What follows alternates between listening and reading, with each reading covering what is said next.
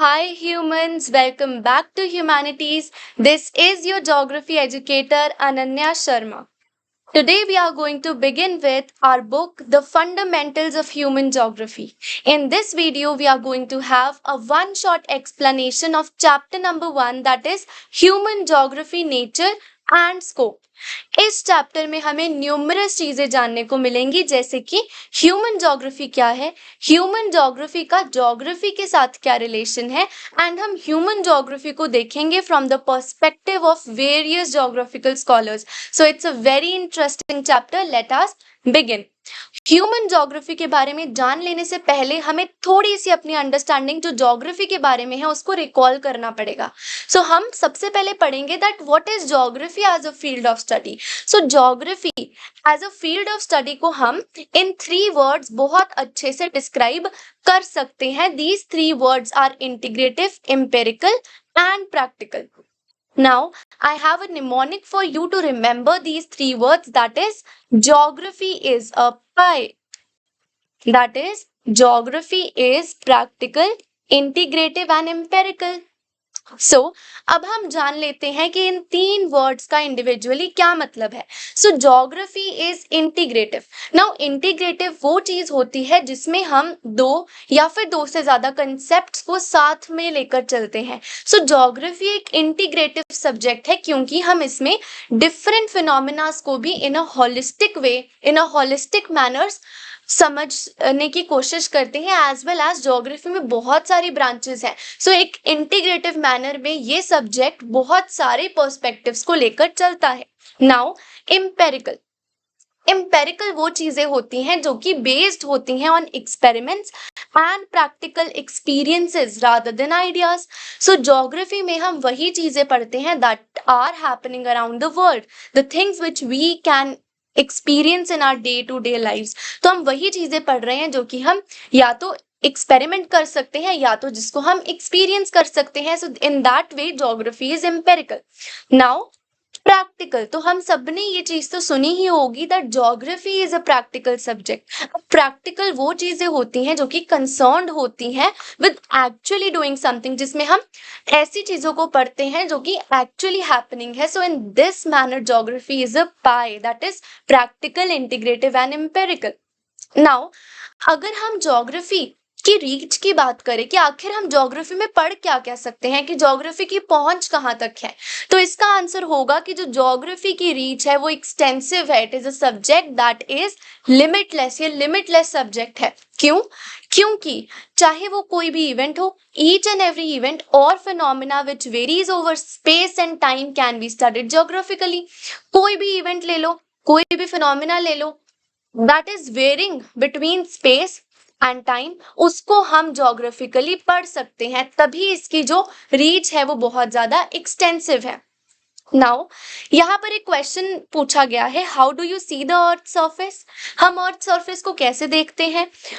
तो देखो, हमने इसमें जो आंसर देंगे इस क्वेश्चन का, हमें ये अपने दिमाग में रख के देना है दैट अर्थ सरफेस पर humans and life forms since a long time inhabit कर रहे हैं. सो वो भी एक कोर एलिमेंट हुए अर्थ सरफेस का. सो देखते हैं इसका आंसर क्या है, कि जो अर्थ है it comprise of 2 major components, that is nature जिसको हम अपना फिजिकल एनवायरनमेंट बोलते हैं, एंड लाइफ फॉर्म्स.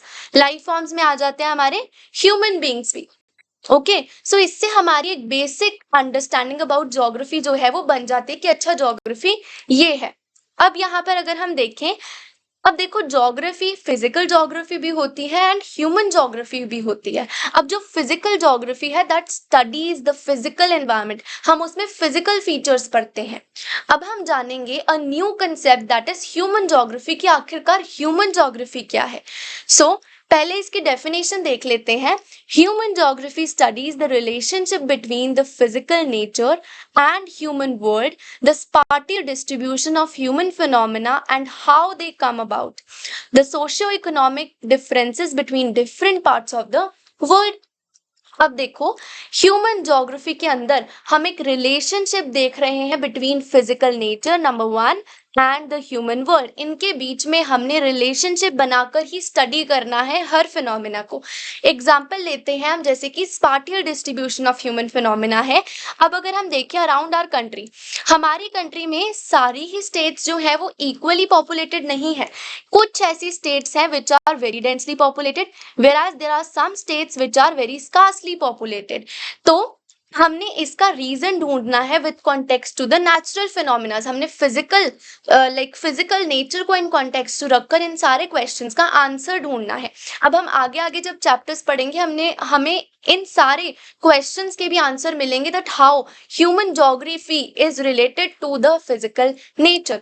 देन हमारा यहाँ पर सेकंड क्वेश्चन आ जाता है, that is social economic differences. अब अगर हम अपने इंडिया को छोड़कर अगर हम वर्ल्ड का एग्जांपल लें, तो वर्ल्ड में कुछ ऐसी कंट्रीज है जो कि डेवलपिंग है, कुछ हैं जो कि डेवलप्ड है। सो इसमें ये सोशो इकोनॉमिक डिफरेंसेस कैसे है, इसको भी हम in context with physical nature इनकी रिलेशनशिप बनाकर पढ़ सकते हैं। So in a wider scale ये है ह्यूमन ज्योग्राफी। ओके, अब देखिए क्या है ह्यूमन ज्योग्राफी में। बेसिकली हम क्या पढ़ते हैं, हम पढ़ते हैं अर्थ को as a home of human. मतलब जो भी ह्यूमन फिनोमिनाज हैं वो जो अर्थ पर हो रहे हैं उसको हमने इन कॉन्टेक्स्ट लेकर चलना है। नाउ अब अगर हम ह्यूमन ज्योग्राफी की बात करें, तो जो ये सब्जेक्ट है, it got subjected to dualism. Dualism वो होते हैं जब किसी एक चीज को लेकर लोगों के अलग अलग पॉइंट ऑफ व्यूज आते हैं। अब क्योंकि it was subjected to dualism, बहुत सारी डिबेट्स होने लग गई। अब ये डिबेट किसी एक इशू पर नहीं हुई, बहुत सारे ऐसे इश्यूज थे जिसको डिबेट किया गया। हम यहाँ पर देख लेते हैं वो कौन कौन से इश्यूज थे। सबसे पहला हमारे पास इशू था that as a discipline, geography as a discipline law making होना चाहिए, जिसको हम थ्योराइजिंग भी बोलते हैं। इसको इन ज्योग्राफिकल टर्म्स हम एक नोमोथेटिक अप्रोच बोलते हैं। देन एक और पॉइंट ऑफ व्यू के लोग थे जो कहते हैं नो, ज्योग्राफी जो है वो डिस्क्रिप्टिव होना चाहिए, जिसको हम ज्योग्राफिकली आइडियोग्राफिक अप्रोच कहते हैं। पहले हम ये दोनों अप्रोचेस को समझ लेते हैं फॉर बेटर अंडरस्टैंडिंग की अप्रोचेस क्या है। अब देखिए जो नोमोथेटिक अप्रोच है उसमें क्या होता है, we make generalisations about the world and understand large scale social patterns. हमें पूरे वर्ल्ड को जनरलाइज करना होता है, जनरलाइजेशन बनानी होती है, एंड हम लार्ज स्केल्स पर सोशल पैटर्न्स को पढ़ते हैं। This is the nomothetic approach. अब हम आ जाते हैं डिस्क्रिप्टिव एंड आइडियोग्राफिक अप्रोच में। तो इस अप्रोच में क्या होता है, हम ट्राई करते हैं to uncover a great deal of detailed information on about a narrow subject of study. अब देखो इसमें हमने लार्ज स्केल पर सोशल पैटर्न्स को स्टडी करना है नोमोथेटिक अप्रोच में, एंड आइडियोग्राफिक अप्रोच में हमें एक नैरो सब्जेक्ट मैटर लेकर ही स्टडी करना है। तो ये इन दोनों अप्रोचेस में डिफरेंस है।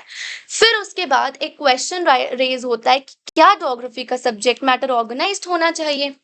देन एक और मैटर पर डिबेट होती है, that is approach of study, कि ज्योग्राफी की क्या अप्रोच होनी चाहिए।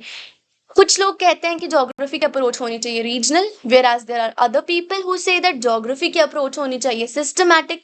अब देखो रीजनल अप्रोच में क्या होता है, फॉर एग्जांपल ये एक रीजन है that is Jammu and Kashmir. तो इसमें क्या होगा, पहले हम इसी रीजन के सारे फीचर्स जो हैं उसको पढ़ेंगे, ऑल ज्योग्राफिकल एलिमेंट्स हम इस पर्टिकुलर रीजन के पढ़ेंगे as per the regional approach. वेराज जो सिस्टमैटिक अप्रोच है वो अप्रोच हमें कहती है दैट हमें एक पर्टिकुलर एलिमेंट लेना है, फॉर एग्जाम्पल हम यहाँ पर रिवर्स ले लें, कुछ भी ले लें, हमने उस पर्टिकुलर एलिमेंट को स्टडी करना है, मतलब होलिस्टिक वे में लेकर जाकर। ओके, फिर इसके बाद क्वेश्चन रेज होते हैं ऑन द इंटरप्रिटेशन, कि ज्योग्राफी की इंटरप्रिटेशन कैसे होनी चाहिए, थ्योरेटिकली होनी चाहिए कि हिस्टोरिकल इंस्टीट्यूशन अप्रोच से होनी चाहिए। अब थ्योरेटिकली मतलब होता है कि मतलब इसमें हमें फैक्ट्स और फिनोमिनास देकर ही स्टडी करना होता है किसी सब्जेक्ट को, उसको इंटरप्रेट करना होता है। हिस्टोरिकल इंस्टीट्यूशन अप्रोच में हम क्या करते हैं, जो बिग आउटकम ओरिएंटेड क्वेश्चंस होते हैं ना उन पर अपना मेन फोकस रखते हैं। सो देखिए यहाँ पर भी पूरे पैराग्राफ में इन्हीं डिबेट्स की बात की गई है, तो मैंने आपको वही यहाँ पर सिंप्लीफाई करके अच्छे से समझा दिया है। अब इस डिबेट का क्या कंक्लूजन निकलता है, इस डिबेट के कंक्लूजन में ये कहा जाता है कि the dichotomy between physical and human is not a very valid one, because nature and humans are inseparable elements and should be seen holistically। अब देखो डाइकोटॉमी क्या होती है, डाइकोटॉमी वो पॉइंट ऑफ टाइम होता है जब हम कोई दो चीजों को सेपरेट कर कर पढ़ना शुरू कर देते हैं, दैट इज डाइकोटॉमी। तो अब यहाँ पर डाइकोटॉमी हो रही है ह्यूमंस की एंड नेचर की। तो यहाँ पर कंक्लूजन में आता है कि ये डाइकोटॉमी ही वैलिड नहीं है, बिकॉज जो ह्यूमंस हैं, नेचर है, ये दोनों ही इनसेपरेबल हैं। ये हम छोटी क्लासेस में भी पढ़ चुके हैं दैट जो ह्यूमंस है वो बहुत वैल्यूएबल रिसोर्सेज है। Without humans nature is of no worth, so that's why, and without nature humans are of no worth. तो ये सेपरेट नहीं हो सकते एक दूसरे से, तो इनको हमें पढ़ना भी होलिस्टिकली ही चाहिए। यहाँ तक हमें इतना बताया। फिर इसको सपोर्ट करने के लिए इन्होंने बहुत सारे एग्जाम्पल्स कोट करे हैं। उन्होंने बोला है कि काफी सारे ऐसे फिनोमेनाज हैं जिसको मेटाफर्स यूज कर कर डिस्क्राइब किया गया है, एंड इस मेटाफर से हमें नेचर एंड ह्यूमंस की रिलेशनशिप दिखाई जाती है। मैं ये आपको मेटाफर्स दिखा देती हूँ एक बार। जैसे कि फेस ऑफ अर्थ, हम ये मेटाफर्स को यूज करते हैं। मेटाफर्स वो होता है कि जब हम किसी लिविंग थिंग के फीचर को किसी नॉन लिविंग थिंग से कंपेयर करते हैं, उसको हम मेटाफर कहते हैं। सो जैसे कि अब इसमें ह्यूमन के, यहाँ पर मेटाफर इन कॉन्टेक्स्ट बोला गया है कि हम इसमें ह्यूमंस के फीचर्स को फिजिकल नेचर से कंपेयर कर रहे हैं। तो जैसे कि face of the earth, mouth of river, profile of soil, snout of glacier, snout means nose, neck of isthmus, तो ये सारी चीजें कही गई हैं। वेराज जो विलेजेस एंड टाउन्स हैं उसको डिस्क्राइब किया गया है as organisms, state and country को डिस्क्राइब किया गया है as living organisms by the German philosophers. The network of roads and railways को कहा गया है आर्टरीज ऑफ सर्कुलेशन। ये देखिए, face of earth, that is mouth of river, snout of glacier, neck of isthmus, profile of soil, organism कहा गया है German geographers ने, स्टेट और कंट्री को लिविंग ऑर्गेनिजम्स कहा गया है, एंड रोड्स एंड रेलवेज को बोला गया है आर्टरीज ऑफ सर्कुलेशन। सो यहाँ तक हमने पढ़ा कि क्या रिलेशनशिप है ह्यूमंस की विद नेचर। अब जैसे मैंने आपको बोला था कि इस चैप्टर में हम पढ़ेंगे ह्यूमन ज्योग्राफी को from point of view of various geographical scholars. तो यहाँ पर ये डेफिनेशन है, ये बहुत ही इंपॉर्टेंट है। एमसीक्यूज पर्सपेक्टिव से as well as question answers के पर्सपेक्टिव से हमें डेफिनेशन कोट कर कर पूछा जा सकता है कि डेफिनेशन किसने दी है, तो इसको हम अच्छे से पढ़ लेंगे। सो ये डेफिनेशन से मैंने यहाँ पर अपने नोट्स में कुछ कीवर्ड्स दिए हैं जो हम हर डेफिनेशन के याद करें, ताकि हम आइडेंटिफाई कर पाए उन कीवर्ड से कि अच्छा ये डेफिनेशन तो इस स्कॉलर ने दी थी। सो पहले हम शुरू करते हैं रात्जल से। तो रात्जल कहते हैं कि human geography is a synthetic study of relationship between human societies and earth surface. तो इनकी जो डेफिनेशन है उसके देखो कीवर्ड्स है कि ह्यूमन ज्योग्राफी एक सिंथेटिक स्टडी है किसके बीच की, of the relationship between human societies and the earth surface. तो हमें 3 कीवर्ड्स याद करने होंगे जिससे हम इसको आइडेंटिफाई कर पाएंगे। देन आ जाते हैं हमारे स्कॉलर एलन.सी. सैंपल। अब एलन.सी. सैंपल कहते हैं human geography is the study of changing relationship between the unresting man and unstable earth. तो इन्होंने जो बेसिक वर्ड्स यूज करे हैं that is changing relationship, unresting man and unstable earth. अब इसमें जो थोड़ी कॉम्प्लेक्स डेफिनेशन लगती है that is of Paul Vidal de la Blache. तो ये है conception resulting from a more synthetic knowledge of the physical laws governing our earth and the relations between the living beings which inhabit it। तो इनका जो main basic keywords है that is conception, synthetic knowledge, the physical laws and the relationship between the living beings which are inhabiting it। तो इस तरह से आप इसको आइडेंटिफाई कर सकते हो एज वेल एज आप इनको लर्न भी कर सकते हो। अब बात आ जाती है नेचर ऑफ ह्यूमन ज्योग्राफी की कि आखिरकार ह्यूमन ज्योग्राफी का नेचर कैसा है। तो देखो यहाँ पर भी वही चीज बताई है कि जो ह्यूमन ज्योग्राफी है उसमें हम इंटर रिलेशनशिप पढ़ते हैं फिजिकल एनवायरनमेंट की और सोशियो कल्चरल एनवायरनमेंट की। अब देखो ये दोनों है तो एनवायरनमेंट, पर इनमें फर्क क्या है कि फिजिकल एनवायरनमेंट जो है वो हमारे जो नेचुरल एनवायरनमेंट है वो है, और जो सोशियो कल्चरल एनवायरनमेंट है वो हमने ह्यूमन बींग्स ने क्रिएट करी है by modifying the nature. Okay, mutual interaction से हमने वो चीज क्रिएट करी है। नाउ अब यहाँ पर बताया जाता है कि कुछ एलिमेंट्स जो एग्जाम्पल दिया गया है जैसे कि landform, soil, climate, water, natural vegetation, diverse flora and fauna, तो ये बहुत सारे एलिमेंट्स हैं जो कि ह्यूमन बींग्स ने इनको मॉडिफाई कर कर काफी चीजें क्रिएट करी हैं, जैसे कि houses, villages, cities, road, rail networks, industries, farms, ports, items of daily use, बहुत कुछ इन्होंने क्रिएट किया। अब यहाँ पर बताया गया है कि while physical environment has been greatly modified by humans, it has in turn impacted human lives. तो देखो अब हमने मॉडिफिकेशन तो बहुत करी है, तो ये कई बार जो है ह्यूमन की लाइफ्स को भी इम्पैक्ट करती है। तो इसमें पॉजिटिव वे में भी है, नेगेटिव। अब देखो पॉजिटिव वे में किस तरह से इम्पैक्ट किया कि हमारी लाइफ को ईजी बनाया है, एंड नेगेटिव वे में कैसे किया है। कई बार होता है कि कुछ ऐसे डिजास्टर्स हो जाते हैं जो भी लाइक एक्सेसिव मॉडिफिकेशन की वजह से होते हैं। तो आप मुझे कमेंट सेक्शन में बताइए एग्जाम्पल कोई ऐसी डिजास्टर का जो अभी रिसेंटली हुआ हो ड्यू टू मॉडिफिकेशन, जिसमें हमने बहुत ज्यादा मॉडिफिकेशन करी, उसकी वजह से हमें कोई नेचुरल कैलामिटी फेस करनी पड़ी।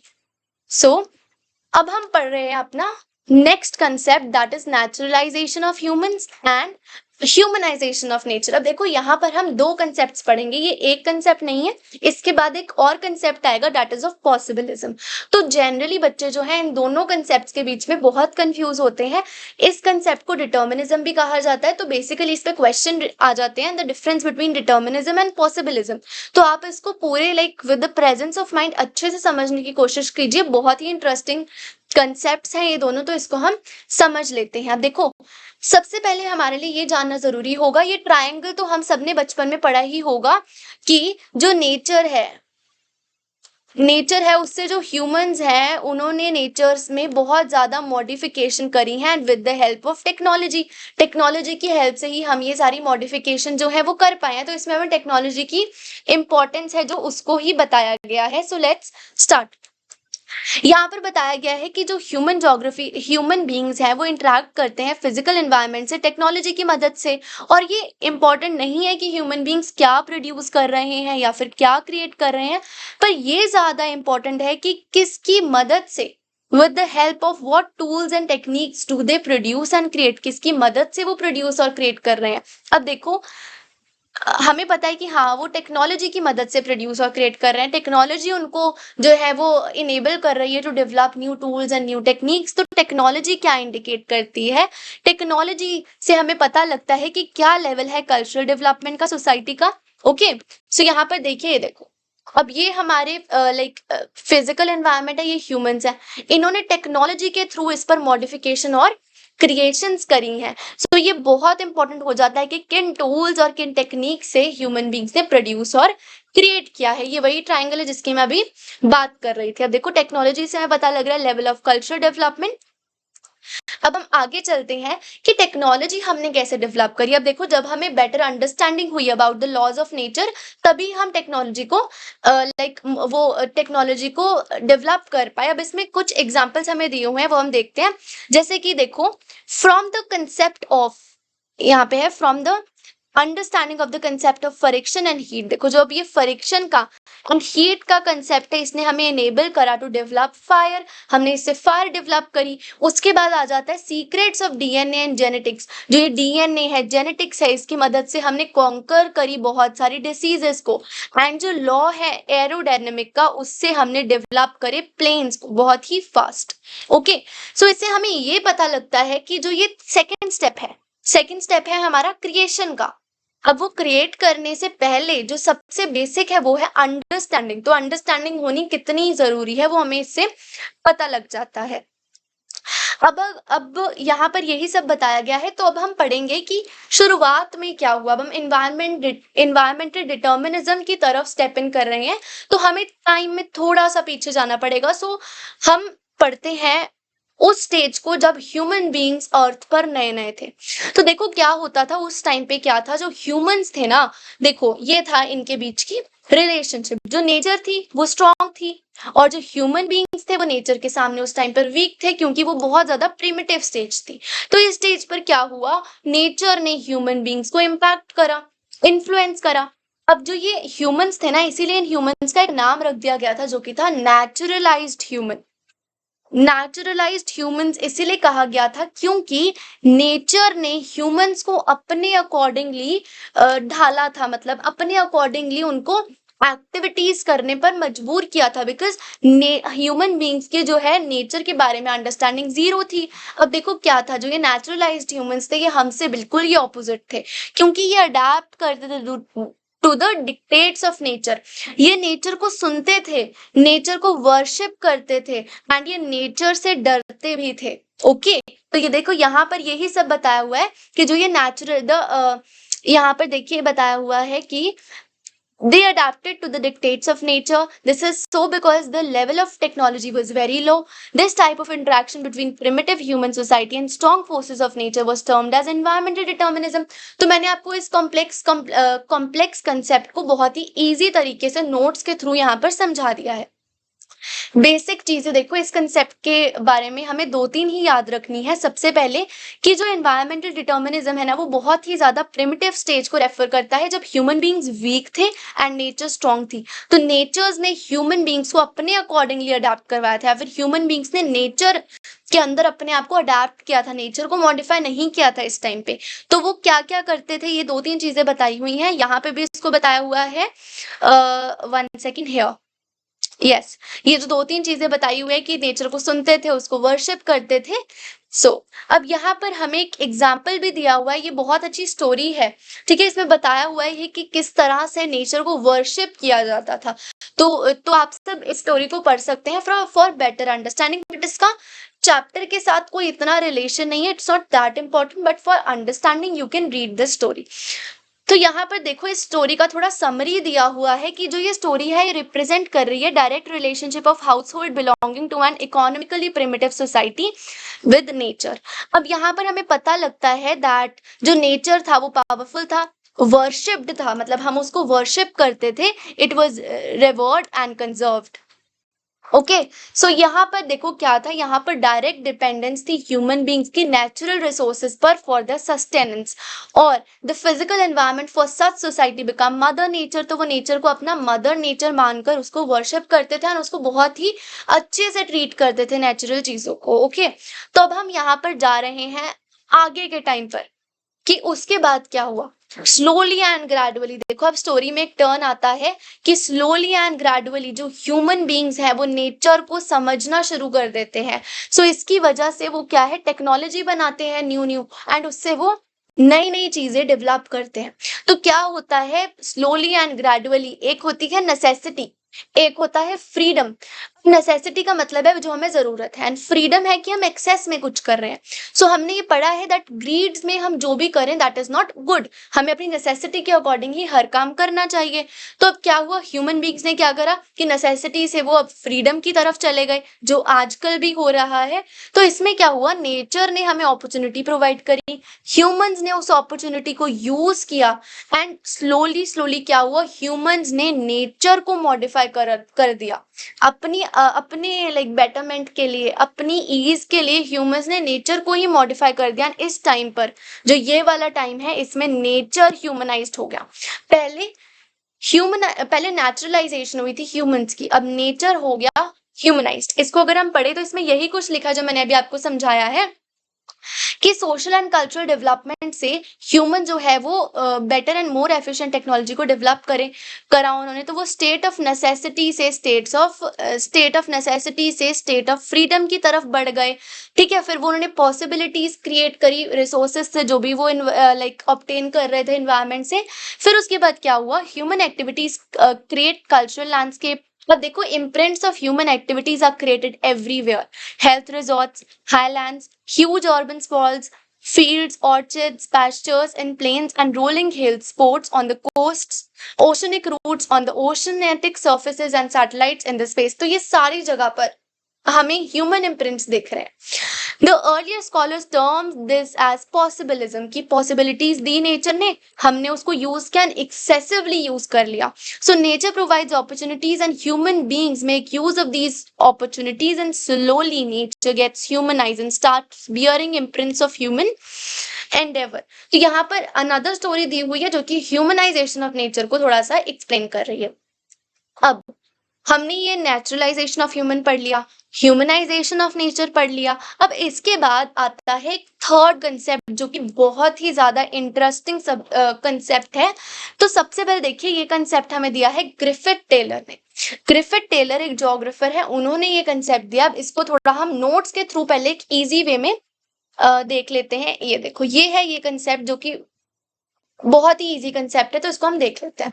अब जो न्यू डिटर्मिनिज्म है ना, जो ये कंसेप्ट है न्यू डिटर्मिनिज्म का, इसको हम मध्यम मार्ग भी बोलते हैं, मतलब बीच का रास्ता।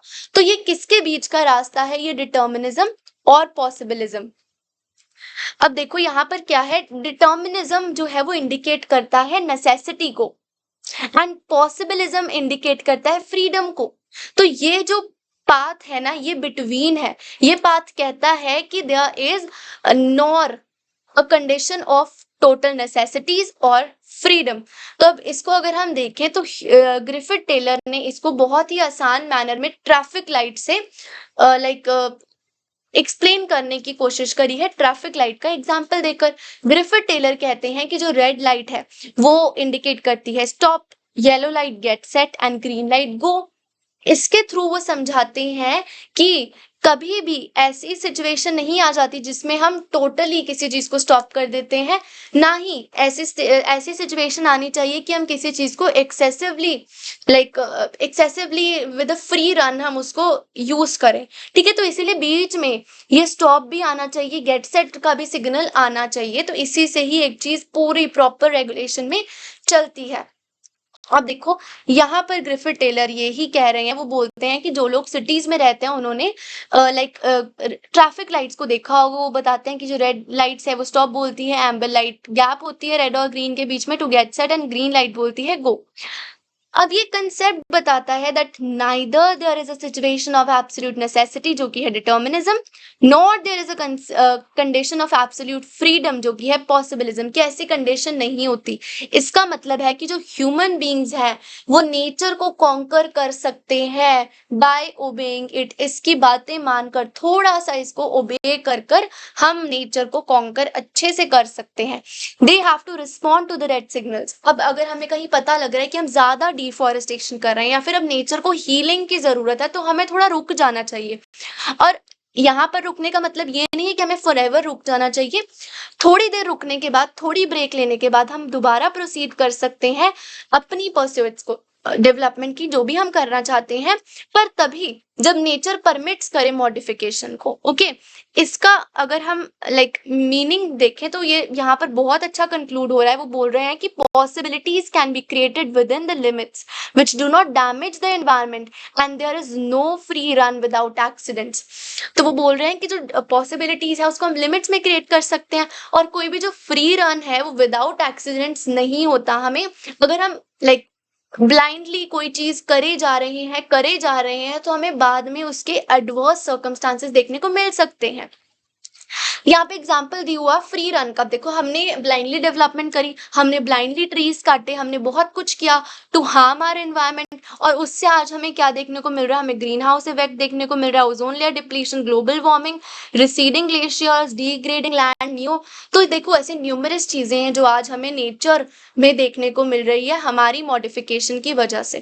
तो the new determinism conceptually attempts to bring balance, nullifying the either or dichotomy. तो ये था हमारा न्यू डिटर्मिनिज्म का कंसेप्ट। तो याद रखना 3 कंसेप्ट्स पढ़े हैं हमने, possibilism, determinism and new determinism. इसको न्यू डिटर्मिनिज्म कहते हैं, ग्रिफिथ टेलर ने दिया था मध्यम मार्ग के नाम से हम इसको याद कर सकते हैं। ओके, फिर अब यहाँ पर हम आ जाते हैं human geography through the corridors of time. अब देखो जो भी इस पैराग्राफ में लिखा है ना वो सब इस टेबल में, इसमें हमें रेफर करने को भी बोला है टेबल 1.1, तो वो सारा कुछ इस टेबल में बहुत अच्छे से एक्सप्लेन्ड है। तो मैं आपको ये वाली अप्रोचेस कराने के बाद इस टेबल पे स्टेप इन करेंगे हम सब। तो पहले हम ये स्कूल ऑफ थॉट्स देख लेते हैं। तो ह्यूमन ज्योग्राफी में बेसिकली 3 स्कूल्स ऑफ थॉट हैं, तो मैंने यहाँ पर इसको कंक्लूड किया है। ये देखो, सबसे पहले हमारे पास आ जाता है welfare and humanistic school of thought. अब जो ये स्कूल ऑफ थॉट है इसमें 3 चीजों को इन कॉन्टेक्स्ट में रखकर बात की गई है। होलिस्टिकली अगर हम देखें तो दैट इज सोशल वेलबींग। तो ये स्कूल ऑफ थॉट फोकस करता है सोशल वेलबींग पर। उसमें जो 3 चीजें हैं that is housing, health and education. ये स्कूल ऑफ थॉट इंपॉर्टेंट हो जाता है बिकॉज इसके बारे में एमसीक्यूज में भी क्वेश्चन आ सकते हैं। Then here is the radical school of thought. Radical school of thought based है मार्क्सियन थ्योरी पर। अब मार्क्सियन थ्योरी बात करती है पॉवर्टी की, डिप्राइवेशन की एंड इनइक्वालिटी की। ओके, तो ये याद रखना किस थ्योरी पर ये बेस्ड है। फिर आ जाता है हमारा बिहेवियरल स्कूल। बिहेवियरल स्कूल जो है वो सोशल कैटेगरीज, सोशल डिफरेंसेस की बात करता है, जैसे कि एथनिसिटी, रेस, रिलीजन। ओके, तो यही सब यहाँ पर लिखा हुआ है इस बॉक्स के अंदर कि देखो यहाँ पर क्या है, ये जो वेलफेयर स्कूल ऑफ थॉट है, ये वेलबींग ऑफ पीपल के साथ, जैसे कि हाउसिंग, हेल्थ, इन चीजों के साथ डील करता है। वेरा जो रेडिकल स्कूल ऑफ थॉट है मार्क्सियन थ्योरी पर बेस्ड है, जिसमें मेन चीजें आ जाती हैं ये तीनों। Then behavioural school of thought जो है ये ग्रेट एम्फोसिस ले करता है on lived experience, also on the perception of the social categories, जैसे कि एथनिसिटी, रेस एंड रिलीजन। तो इस पे एक बार आप पढ़ सकते हैं इस बॉक्स को। अब हम यहाँ आ जाते हैं, जो कि यहाँ पर बात हो रही थी human geography through the corridors of time. इसमें यही बताया कि थ्रू टाइम कैसे जो है डेवलपमेंट आई, कि पहले बिल्कुल ही प्रिमिटिव स्टेज थी, उसके बाद हमने टेक्नोलॉजी को अंडरस्टैंड किया, एंड ये सब यहाँ पर बताया गया है। अगर मैं आपको यहाँ से भी थोड़ा सा कराऊं तो देखो यहाँ पर क्या चीजें बताई गई है। अगर हम इमेजिन करें beginning of human geography with the interaction of environment and human, it roots deep in the history, thus the concern of human geography have a long temporal continuum. Through the approach to articulate them have though the approach to articulate them have changed over time. अब देखो approaches चाहे change हुई हो, but हमें ये इससे पता लगता है कि जब से अर्थ के ऊपर जब से ह्यूमंस आए हैं तब से ही जो है हमारी इवन उससे भी पहले से, बट ह्यूमन ज्योग्राफी तब से ही शुरू हो गई है। तो ये बहुत ही लंबा टाइम पीरियड है अगर हम इसकी बात करें। देखो यहाँ से है हमारे पास सबसे पहले जब हमारा अर्ली कॉलोनियल पीरियड था। अब देखो जो ये वाला बॉक्स है ना, this is very very very important boards में भी एज वेल एज सीयूईटी में इस पे क्वेश्चन आता है रीऑर्डर करने पे कि इसको अरेंज करो। समटाइम्स इस पे क्वेश्चन देखो यहाँ पर आप लिख भी सकते हो, रीऑर्डरिंग पर क्वेश्चन आ जाता है। सेकंड जो क्वेश्चन आ जाता है वो आ जाता है based on match the columns पर भी क्वेश्चन पूछा जा सकता है, जो पिछली बार के ट्रेंड में क्वेश्चन पूछे गए थे, एंड आई एम श्योर कि इस बार भी ऐसे क्वेश्चन पूछे जाएंगे। तो पहले आपको लर्न करना है कि अर्ली कॉलोनियल पीरियड था, उसके बाद लेटर कॉलोनियल पीरियड है, फिर उसके बाद आया 1930s का जो कि इंटर वॉर पीरियड भी कहा जाता है, फिर late 1950s and 16 then 1970 then 1990s। अगर आप एक बार ये अप्रोचेस को लर्न करोगे ना तो आपको ये जो पीरियड्स है ना ये ऑटोमेटिकली लर्न हो जाएंगे। अब देखो अप्रोचेस के लिए भी मेरे पास बहुत अच्छी ट्रिक भी कह सकते हैं, बट हम इसको अब नॉर्मलाइज कर भी वो एनालाइज कर सकते हैं। देखो अब ये भूल जाओ कि हम किसी भी अप्रोच के बारे में पढ़ रहे हैं। सबसे पहले अगर हमने किसी भी चीज को देख रहे हैं, ठीक है, तो पहले हम उसको एक्सप्लोर करेंगे कि आखिरकार ये चीज क्या है। हम देखेंगे अच्छा मैं एक बुक के बारे में देख रही हूँ कि अच्छा okay this is a book, ये बुक है, मैंने एक्सप्लोर करा, देन मैं एनालाइज करूंगी अच्छा इस बुक में बताया क्या क्या गया है। ओके, फिर उसके बाद मैंने देखा, डिफरेंशिएट करा, अच्छा इसमें जो 3 चैप्टर है ना वो ज्योग्राफी के बारे में है, बाकी के चैप्टर जो है वो पॉलिटिक्स के बारे में है। फिर मैं उसको अच्छे से ऑर्गेनाइज करूंगी, मैं चैप्टर अगर वो 3 के अलावा कोई पीछे का चैप्टर है जो कि ज्योग्राफी के बारे में, तो मैं उसको आगे ले आऊंगी एंड मैं उन दोनों तीनों को 4 चैप्टर्स को कंबाइन करके पढ़ूंगी। तो ये बेसिक चीज होती है, जब हमने कोई भी चीज करें तब इसको लर्न कर सकते हो कि कोई भी चीज हमारे पास आएगी सबसे पहले हम उसको एक्सप्लोर करेंगे, फिर हम उस चीज को एनालाइज करेंगे, फिर हम उसको डिफरेंशिएट करेंगे एंड फिर हम उसको फिर हम उसको ऑर्गेनाइज करेंगे। ओके, ये देखो ये यहाँ पर है, तो ये सारी अप्रोचेस हम इस वे में लर्न कर सकते हैं। फिर हमारे पास यहाँ पर आ जाता है जो ज्योग्राफी है, ठीक है, interface with other sister disciplines in the social science in order to understand and explain human elements। अब देखो जो social science के बाकी sister disciplines हम कहते हैं, उनके साथ भी ज्योग्राफी ने क्या किया है, ज्योग्राफी ने उनको भी इंटीग्रेट कर पढ़ा है। हमने पढ़ा था ना कि geography is integrative, practical, empirical, तो वो इंटीग्रेटिव चीजें हमें यहाँ से पता लग रही है कि उनको भी इन्होंने होलिस्टिकली पढ़ने की कोशिश करी है। अब जो ये एक्सपेंशन है ना, इसमें हमारी एक्सपेंशन की नॉलेज की एक्सपेंशन हुई है, न्यू सब्जेक्ट्स इंट्रोड्यूस हुए हैं, न्यू फील्ड्स इमर्ज हुई हैं, एंड अगर हम एग्जामिन करें सब फील्ड्स ऑफ ज्योग्राफी को तो हमें ये सब कुछ पता लग जाता है। देखो ये भी बहुत ज्यादा मेन है, इसमें भी पिछली बार सीयूईटी से क्वेश्चंस आए थे, एज वेल एज बोर्ड्स में भी इससे क्वेश्चन पूछे जा सकते हैं।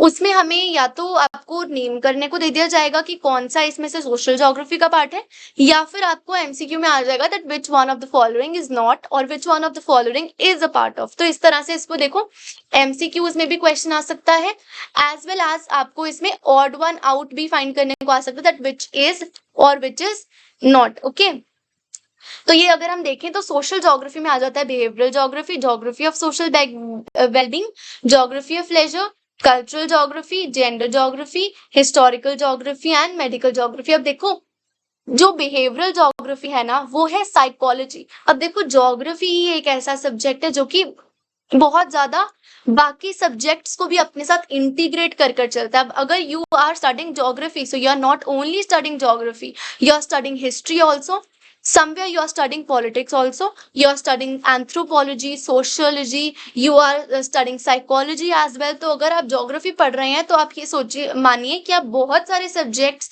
इंटीग्रेटेड वे में पढ़ रहे हैं। तो जैसे हमें दिख ही रहा है कि सोशल ज्योग्राफी के कितने सारे पार्ट्स हैं, देन आ जाती है अर्बन ज्योग्राफी, पॉलिटिकल ज्योग्राफी में देखो इलेक्टोरल ज्योग्राफी आ जाती है, मिलिट्री ज्योग्राफी आ जाती है, फिर हमारी आ जाती है पॉपुलेशन ज्योग्राफी जिसमें हम डेमोग्राफी पढ़ते हैं, इसमें हम अगले चैप्टर से ही डेमोग्राफी के बारे में जानना शुरू कर देंगे। फिर आ जाती है सेटलमेंट ज्योग्राफी जिसमें हम प्लानिंग के बारे में पढ़ेंगे। ये एक्चुअली इसके कंसर्न में हमारा लास्ट चैप्टर था बट अब वो खत्म हो चुका है, दैट इज ह्यूमन सेटलमेंट। फिर हमारे पास आ जाती है इकोनॉमिक ज्योग्राफी। अब इकोनॉमिक ज्योग्राफी में हम पढ़ेंगे geography of resources, geography of agriculture, geography of industry, marketing, tourism, international trade. तो ये सारी हमारी सब फील्ड है ज्योग्राफी की।